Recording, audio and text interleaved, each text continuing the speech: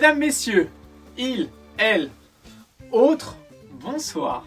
Pour débuter cette édition, nous allons parler de troubles du sommeil. Et ne croyez pas que insomnie rime forcément avec Cindy, car 20% de la population française est touchée par cette infamie qui a tendance à nous ruiner la vie.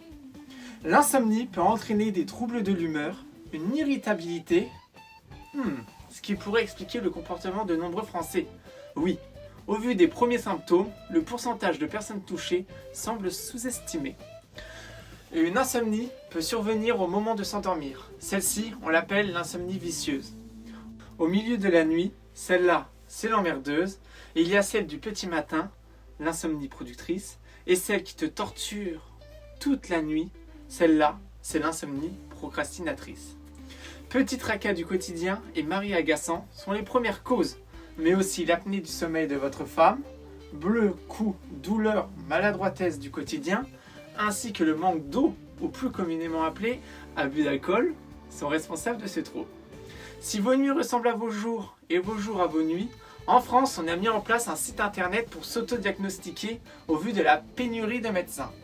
Après, vous bénéficierez d'un temps d'échange avec un pharmacien, une infirmière ou une sage-femme pour profiter d'un nouveau dispositif de prévention et d'accompagnement 100% remboursé par la Sécu.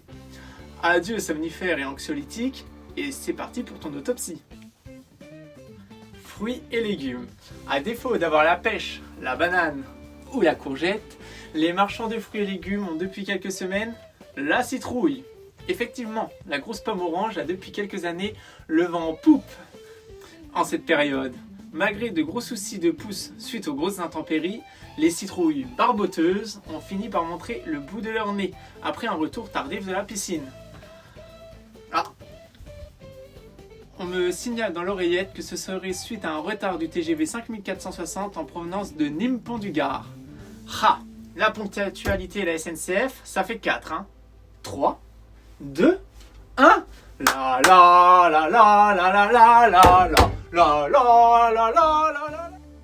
Mais malheureusement, les maraîchers déplorent le triste sort que subissent les citrouilles. Car la plupart des spécimens finissent le visage scarifié et le crâne scalpé pour faire sourire les minots.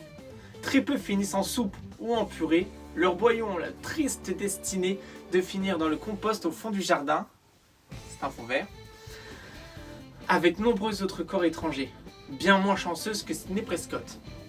Tremblez, éventreurs de citrouilles, car elles prendront leur revanche. Dans les dernières secondes de ce journal, je dois éclaircir une question que beaucoup de Français se posent. Oui, Pringles et Doritos sont deux variétés de gâteaux apéro différentes. Sur ce, abonnez-vous, car le JT décalé, c'est tous les lundis, mercredis et vendredis. Prenez soin de vous et restez toujours décalés.